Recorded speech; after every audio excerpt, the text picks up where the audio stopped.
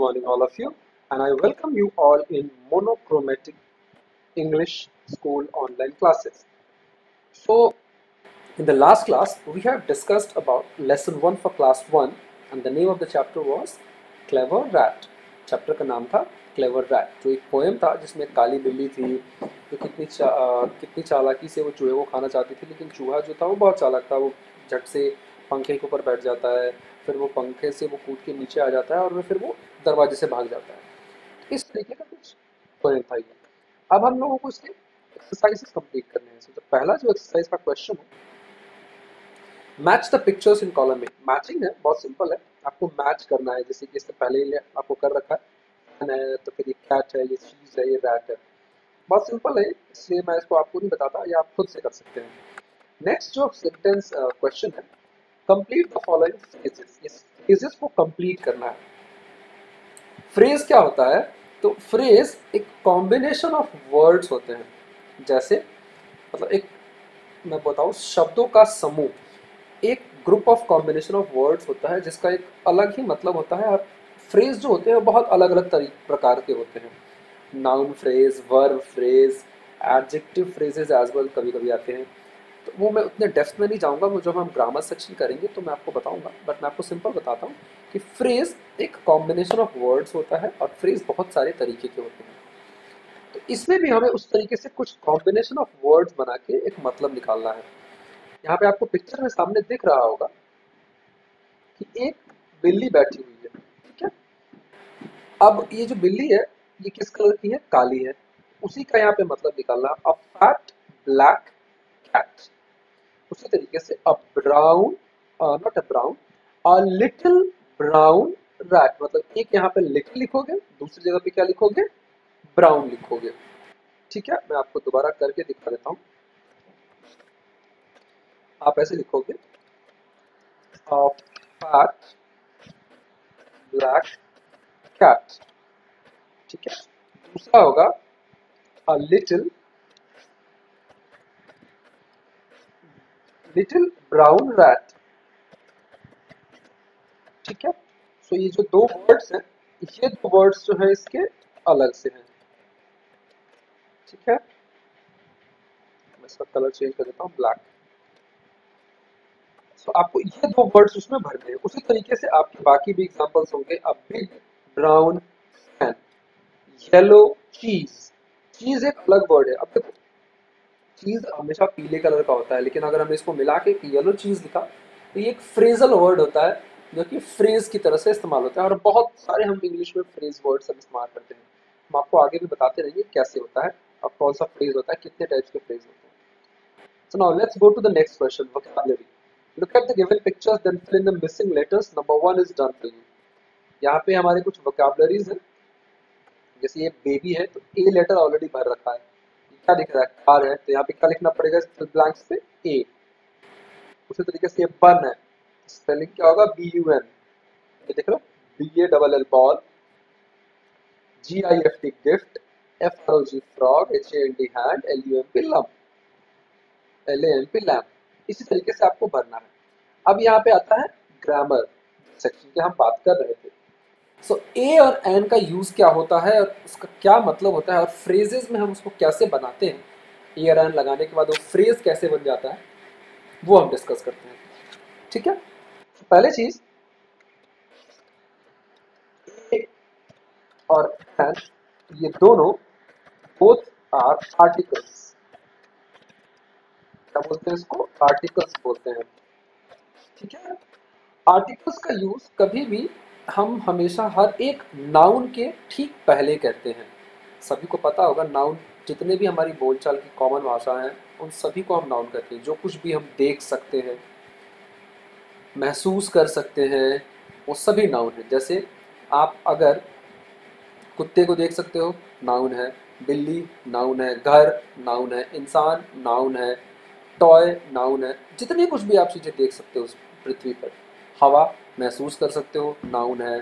आग नाउन है। तो ये सब कुछ नाउन है। तो नाउन के ठीक पहले उसका इस्तेमाल करते हैं। अब देखो, कोई भी चीज को लिखने से पहले हम दो तरीके से लिखते हैं और दो तरीके से रिप्रेजेंट करते हैं। अगर मैंने एक लिखा CAT, कैट, कैट का सिंपल मतलब वो बिल्ली। अब ये एक बिल्ली है या बहुत सारी बिल्ली है, इससे हमें डेफिनेशन नहीं कर पता चल पा रहा है। लेकिन अगर मैंने इसकी जगह में लिखा a cat, इसका क्या मतलब होता है? इसका मतलब होता है कि एक बिल्ली, एक सिंगल बिल्ली के बारे में मैं बात कर रहा हूँ। और अगर मैंने इसके आगे टू लिख दिया तो ये बन जाता है टू कैट, मतलब दो बिल्ली, मतलब एक से ज्यादा की बिल्लियां हैं यहाँ पे। उसी चीज को यहाँ पे डिफाइन करता है। तो आर्टिकल्स हमेशा काउंटिंग के लिए ही हम इस्तेमाल करते हैं। तो आर्टिकल्स जो होते हैं और डेफिनिट तरीके से, मतलब डेफिनिट करना होता है कि हाँ ये इतना ही है, इससे ज्यादा नहीं है, उसके लिए हम इस्तेमाल करते हैं। तो इसलिए हमारे पास ए और एन का इस्तेमाल होता है। ठीक है, तो आता है हमारे पास कि इसमें ए और एन हम कब लगाते हैं और कैसे लगाते हैं, ये समझने की बात है। तो जितने भी वर्ड्स हैं वो दो तरह के साउंड से निकलते हैं, टू साउंड्स हैं वर्ड्स के। कौन कौन सा साउंड है? तो पहला साउंड है वाल साउंड, और दूसरा कौन सा साउंड है? Consonant sound.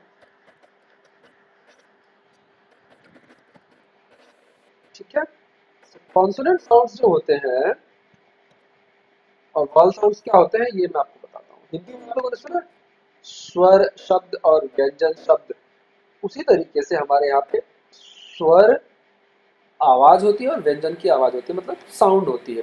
ठीक है, तो कैसे पता चलेगा कि भैया ये वॉल साउंड है, ये कॉन्सोनेंट साउंड्स है? अब जैसे देखो, आम बोलचाल की भाषा में हम सभी ने सीखा होगा, आप लोगों ने भी सीखा होगा कि हमारे वॉल कितने वर्ड्स है? तो 5 है, A E I O U, और बाकी सारे हमारे कॉन्सोनेंट्स हैं। तो ये सिर्फ वॉवेल लेटर्स है, जो मैंने ऊपर लिखा है इसको वॉवेल लेटर्स कहते हैं।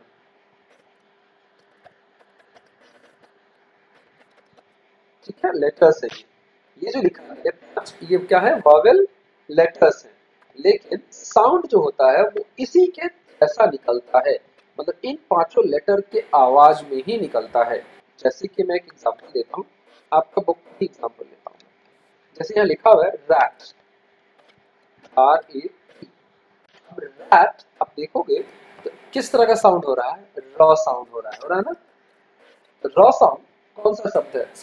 कॉन्सोनेंट है या वॉवेल है? ऑफ कोर्स इट्स कॉन्सोनेंट, क्योंकि जो रॉ है वो हमारा कॉन्सोनेंट का साउंड करता है। उसके आगे हम क्या लगाएंगे? रैट। अगर मैं लिखूं cat, बताओ ये कौन सा साउंड कर रहा है? ये बताओ कौन सा साउंड कर रहा है?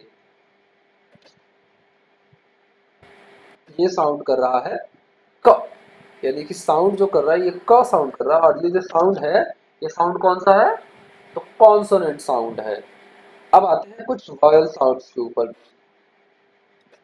आपकी बुक का एग्जांपल ले लेते हैं हम लोग। यहाँ पे है अम्ब्रेला, UMBRELLA। अब आप देखोगे तो ये जो साउंड लेटर है यू कॉन्सोनेंट साउंड लेटर है या वॉवेल लेटर है? ऑफ कोर्स कॉन्सोनेंट लेटर है, लेकिन इसका साउंड हम कैसे करते हैं? अम्ब्रेला, यानी साउंड कौन सा करता है? अ। इसीलिए हम इसके आगे क्या लगाएंगे? An umbrella. अब आप डिफरेंस समझ जाना। कोई भी साउंड अगर कॉन्सोनेंट साउंड करता हो, कोई भी साउंड अगर कॉन्सोनेंट होगा उसके आगे हम क्या लगाएंगे? ए। और अगर वो वायल साउंड करेगा उसके आगे हम क्या लगाएंगे? एन। अब मैं आपको कुछ और एग्जांपल्स ले देता हूँ, वो आपको समझ में आ जाएगा। जैसे आप बुक का ही एग्जांपल ले लो, इंजन, ENGIN। ये क्या है? इंजन है, तो क्या लिखेंगे? ANG लिखेंगे या एन इंजन लिखेंगे? Of course an engine. ये साउंड जो कर रहा है वो इंजन। ठीक है, इंजन बोलते हैं इसको, वैसे भी ई साउंड जो करता है उसको बोलते हैं, वो वाला डिनोट कर रहा है। उसी तरीके से आपको यहाँ पे कुछ और भी ए और एन लगाने हैं। So we use an before that begins with a vowel sound, वही लिखा हुआ है। We use a before word that begins a consonant sound. ठीक है, मैं वही बता रहा था आप लोगों को। अब यहाँ पे दो एग्जांपल्स ऑलरेडी कर रखे गए हैं। अब आप लोगों का ये होमवर्क है जिसको आपको खुद से भरना है। ए डॉक्टर, एलिफेंट, कौन सा साउंड करता है? An elephant, a fork, a goat, a house, igloo, igloo, an igloo, a jacket, kangaroo. Kangaroo कौन सा साउंड होता है? उसी तरीके से आपको ये पूरे के पूरे जो 20 दिए हुए ना, ये आपको भरने हैं। 20 नहीं दिए हुए, 26-27 दिए हुए, ये पूरे भरने होंगे आपको। ठीक है। नेक्स्ट ग्रामर का सेक्शन है दिस और दैट का। तो ये बहुत अच्छा चीज है जो दिस और दैट का यूज समझाता है। तो मैं आपको बताता हूँ दिस और दैट का यूज क्या होता है। अगर मैं इसको सिंपल लैंग्वेज में बोलूँ ना, तो दिस का यूज हमेशा किसी अपने से नजदीक वस्तु के लिए की जाती है और दैट का इस्तेमाल अपने से हमेशा दूर की वस्तु को। जैसे कि एग्जांपल आप देखो, ये जो बच्चा बैठा है और इसके पास में क्या है? कप है। तो यही पूछ रहा है ना बच्चा, व्हाट इज दिस? ये कप के बारे में पूछ रहा है, यानी ये क्या है? So this is a cup. So we use this to point a thing which is near. And what is that? इस लड़की से दूर है ना ये पेड़, so that is a tree. So that is used to point thing which is far. मतलब कोई भी ऐसा चीज जो नजदीक होता है हमारे वस्तु से, उसके लिए हम दिस का इस्तेमाल करते हैं और दैट का जो इस्तेमाल करते हैं वो हम करते हैं अपने से दूर हुई वस्तु के लिए। ठीक है, आप इसको डेफिनेशन में लिख भी सकते हो कि we use this to point to a thing which is near, we use that to a point. और ये हमेशा दिस और दैट पॉइंटिंग के लिए करते हैं। पॉइंट मतलब किसी के इशारा करना, किसी चीज को बताने के लिए ये क्या है, इसलिए हम करते हैं। तो आज आप कुछ एग्जांपल्स दिया हुआ है इसके ऊपर। What is this? This is a box. What is that? That is a knight. Sorry, अब यहाँ पे क्या लिख रहा है? What is this? So this is a ball. उसी तरीके से आपको ये सब भरने हैं। What is that? That is a बीहीव।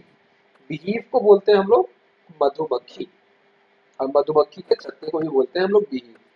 ठीक है, उसी तरीके से हनी बी और बी को बोलते हैं मधुमक्खी, और बीहीव को हम बोलते हैं मधुमक्खी के छत्ते को। What is this? What is that? यही सब आपको इसमें फिल करना है। अब आपको देखना है कि आपके नजदीक बता रहा है या पास बता रहा है। देखो ये एरो मार्क है, तो ये दूर है कि पास है? ऑफकोर्स नजदीक, दूर है। और ये वाला एरो मार्क कितना है? चीटी के नजदीक है, तो इसलिए दिस लगेगा यहाँ पे। समझ में आया? इसी तरीके से आपको करना है। Read this sentence. Is this a car? Yes it is. Is this a tree? No it is not, it is a ball.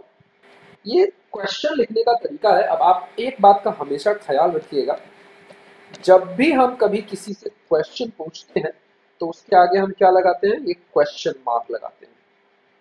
जैसे कि आपको मैं एक एग्जांपल दिखाता हूँ यहाँ पे। आप यहाँ पे एग्जांपल देखो, क्या लिखा हुआ? इज दिस अ बस? इज दिस अ बस? तो यहाँ पे हमने क्या लगाया? एक क्वेश्चन मार्क लगाया। लगाया ना? अब इसका आंसर क्या होगा? देखो, यस, यस अगर आपने लिखा या नो आंसर लिखा कभी भी किसी सेंटेंस में, एक बात का और ख्याल रखिएगा, ये पंक्चुएशन का टाइप में आता है। आपने यस लिखा तो यस के ठीक बाद कॉमा आता है। Yes it is. और लास्ट सेंटेंस खत्म होने के बाद हमारा क्या आता है? Full stop. वही चीज में लिखा हुआ है, yes it is. Is this a fan? No it is not. इसी तरीके से आप लोगों को आगे के एग्जाम्पल्स भी कंप्लीट करने हैं। ये राइटिंग है। यहाँ पे क्या लिखना? Complete these sentences about a rat, use words from the stripe. देख रहे हो यहाँ पे पिक्चर दिख रहा है? This is a little brown rat. इसके बारे में बताया जा रहा है। ठीक है, तो पहला वर्ड क्या आएगा? लिटिल। यहाँ पे समझ में आ रहा है? तो little brown rat, it has a long, क्या है इसकी पूंछ लंबी है, so tail. It has a white cheese, it likes to eat, ना it has a white teeth, cheese नहीं है, पहले तो दांत है ना। And it likes to eat क्या? चीज। इसी तरीके से आप लोगों को इसके फिल करने हैं सारे आंसर्स। दोबारा बता देता हूं मैं। दिस इज अ लिटिल, पहला वर्ड आएगा यहाँ पे ब्लैंक्स में, ब्राउन सेकंड आएगा और रैट थर्ड आएगा। फिर it has a long tell, पूछ है। It has a white teeth, दांत तो इसके बहुत सफेद है। इट लाइक्स टू ईट चीज, ठीक है। उसी तरीके से आप लोगों को करना है। फिर यहाँ पे क्या लिखा हुआ है, listen to your teacher and number the picture in the order to which she reads the phrase, ठीक है। तो ये वाला जो टॉपिक है, ये वाला टॉपिक भी हम अभी खत्म कर लेते हैं। सो क्या लिख रहा है, listen to your teacher and number the picture in which number the picture in the order in which she reads the phrase, मतलब हमें बताना है और उसके बाद उसके नंबर को हमें वो करना है कि मैं किस ऑर्डर में पढ़ रहा हूं। ऑल राइट, सो आप लोग भी इसके हिसाब से लिखना शुरू करें। मैं पढ़ता हूँ, एक एग्जांपल लेता हूँ। मैंने पढ़ा आ कैंडल, तो कौन से नंबर पे आएगा ये, यहाँ पे ब्लैंक बॉक्स के अंदर क्या भरना है, 1। फिर दूसरा मैंने वर्ड भरा अ गोट, ये दूसरा नंबर बॉक्स के अंदर, ये दूसरा नंबर अ काइट, तो तीसरा नंबर भरेंगे। उसी तरीके से आपको करना है, ठीक है। तो आपको जो ये कॉन्वर्सेशन वाला जो पार्ट है, ये मैं अलग से अभी एक्टिविटीज में आपको बना के दे देता हूँ। उसमें शीट बना दूंगा, शीट के अंदर आप उसको लिखना है और अपने आपस में आपको और अपने पापा के साथ कॉन्वर्सेशन करना है। वो मैं आपको टॉपिक भी दे देता हूँ, ठीक है। नेक्स्ट जो आपका जो टॉपिक रहेगा और नेक्स्ट जो हमारा चीज है, ये इंग्लिश का कुछ सेंटेंस है जो मैं बोलूंगा, आप अपने घर पे उसी तरीके से इसको सुन सुन के प्रैक्टिस जरूर कीजिएगा। तो पहला जो वर्ड है एंट, इसको एंट बोलते हैं, ए साउंड होता है एंट। फिर नेक्स्ट वर्ड है बैट, ए साउंड है। मैट और एंड, ये चारों वर्ड किस तरह के साउंड करते हैं, a sound. Ant, bat, mat, and. Leg, feel, bell, सारे साउंड किस तरह से करते हैं, ए साउंड है। Peg, leg, feel, bell. और ये फील नहीं है, I am sorry to say, it's fell, F E double L, fell है। Peg, leg, fell, bell. Peg, leg, fell, bell. Peg, leg, fell, bell. ये देख रहे हो, एंट, बैट, मैट, एंड, यानी ए साउंड सारे हैं। ये ए साउंड है, ये ई साउंड है। Pin, tin, sit, pin, tin, sit, trip, pin, tin, sit, trip. उसी तरीके से ऑ साउंड है, box, fox, hot, stop. Box, fox, hot, stop. Next है कप, बन, सम, कम। कप, बन, सम, कम। इस तरीके से आप अपने घर पे प्रैक्टिस करेंगे इस वर्ड्स का और आपको ये करना है। उसकी रिकॉर्डिंग आप हमें भेज सकते हैं। ये नेक्स्ट एक्टिविटी है, ये आपको घर बैठ के अपने हिसाब से कलर करना है इसको। एप्पल का कलर कौन सा होता है, ऑफ कोर्स रेड होता है। व्हाइट का कलर आप अपने हिसाब से चूज कर सकते हैं। इसके बाद हमारा तिरंगा कलर का कौन कौन सा कलर होता है, तो सैफरन, फिर व्हाइट, फिर अम्ब्रेला आप उसी तरीके से कलर कर सकते हैं। सो लोटस है और ये ट्री है, आपको अपने हिसाब से कलर करना है, इसको कलर को बताना है। वैसे इन्होंने कलर भी लिख दिया, आप इसके हिसाब से चूज भी कर सकते हैं। ये सारे कलर आप यूज कर सकते हैं इसके अंदर, ठीक है। ये करना है और इसके बाद आपको हमें इसकी पूरी एक्टिविटीज बना के भेजनी है। मैं आपको दोबारा एक बार रिकैप कर देता हूँ सो दैट आपको आसानी होगी चीजें समझने में कि हमने क्या क्या सीखा। सबसे पहला आपको ये सीख करना है, लेट मी गो ऑफ।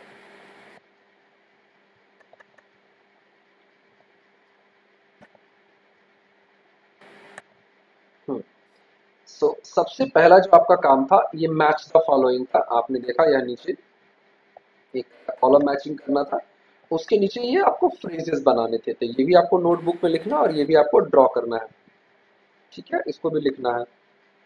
फिर ये वोकैबुलरी में आपको वर्ड मीनिंग्स फिल करने हैं, उसी तरीके से आपको अपने नोटबुक में फिल करना है। फिर ये ग्रामर में मैंने आपको ए और एन का यूसेस बता दिया, उसी तरीके से आपको अपने नोटबुक में इसको फिल करना है और लिख के भेजना है हमें। इसके बाद से दिस और दैट का हमें यूज बता दिया कि दिस हमारे लिए नजदीक की वस्तु, दैट हमारे दूर की वस्तु होती है, तो ये आपको करना है। और ये भी आपको इसमें करना है कि यहाँ पे, सॉरी, इज दिस ए बस, नो इट इज नॉट, ये वाला भी फुलफिल करना है। और राइटिंग सेक्शन में आपको ये करना है कि भरना था, this is a little brown rat, it has a long tail, it has a white teeth, it likes to eat cheese. अब आपको ये वर्ड अपने हिसाब से कोई भी एक नंबर ऑर्डर में रख लेना, बिकॉज ये क्लास की एक्टिविटी है। तो जब स्कूल खुलेगा तो हम इसके अकॉर्डिंगली आपको क्लास में एक्टिविटी करा लेंगे, बट एज ऑफ नाउ आपको सबको पता है कि इसको नंबर आपको करना है। अब ये कॉन्वर्सेशन मैं आपको आपके इस डिस्क्रिप्शन बॉक्स में मैं डाल दूंगा, उस डिस्क्रिप्शन बॉक्स में आप इसको डाउनलोड कर लेना, और उस डाउनलोड करने के बाद आप अपने फादर के साथ उस तरीके से कॉन्वर्सेशन स्टार्ट करना है, ठीक है।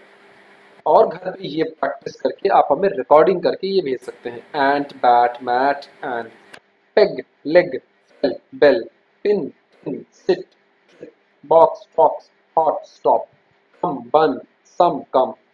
उसी तरीके से आपको ये 10 बार प्रैक्टिस करने इसी तरीके का वर्ड्स बोल बोल के, और फिर आप लोगों को हमें भेजना है, और ये एक्टिविटी आपको घर में बैठ के कलर करनी है इस तरीके से, ठीक है। इतना तो रहा आपकी एक्टिविटी। इसके बाद, इसके अलावा आपको एक छोटी सी एक्टिविटी मैं और दे रहा हूँ। ये वर्कशीट है, ये भी मैं डिस्क्रिप्शन बॉक्स में आपको डाल दूंगा, और आप इसे लिख के रखेंगे। ये क्वेश्चंस दिए हुए हैं मॉन्टी एंड बगी के बारे में, और इसके बारे में ये पूरा का पूरा उसके बेस पे क्वेश्चंस लिखना है। जैसे Monty has a pet rabbit, his name is Buggy, he plays with Monty, he runs very fast, he loves to eat carrot, he is brown in color, he has long ear and big eyes, he has a short tail, Monty loves Buggy very much. Alright, so ये Monty has a pet, क्या नाम था उसका पेट का? Monty has a pet rabbit, तो answer कौन सा होगा? Rabbit, C. The name of the rabbit is, उस रैबिट का नाम क्या था? तो बगी। बगी लव्स टू ईट कैरेट, और बगी जो था रन्स वेरी फास्ट, बगी इज जिस कलर में था उस कलर में। तो ये आपको अपने एक्सरसाइज बुक में लिखना है कॉम्प्रिहेंशन में, और इसको वर्कशीट बना के आपको हमें भेजना है, ठीक है। तो मैं आपको दो चीजें डिस्क्रिप्शन बॉक्स में डाल दूंगा, एक तो ये वर्कशीट, दूसरा आप लोगों के फादर और आपके बीच का कॉन्वर्सेशन के टॉपिक, और उसको आप लिखेंगे कॉन्वर्सेशन टॉपिक में आपने क्या क्या लिखा है। तीसरा आपका होमवर्क में था कि जो कुछ भी हमने पढ़ा अभी, वो सारी की सारी चीजें आपको इसमें लिखी होनी चाहिए, ठीक है। जो कुछ भी मैंने अभी अभी आपको जो सब कुछ बताया, ये सारी चीजें आपको इसमें लिखी होनी चाहिए। Till then, thank you so much for watching this video. और आप इस वीडियो को अगर आपको पसंद आया तो प्लीज़ लाइक और ज़रूर शेयर कीजिएगा। Thank you for watching this video.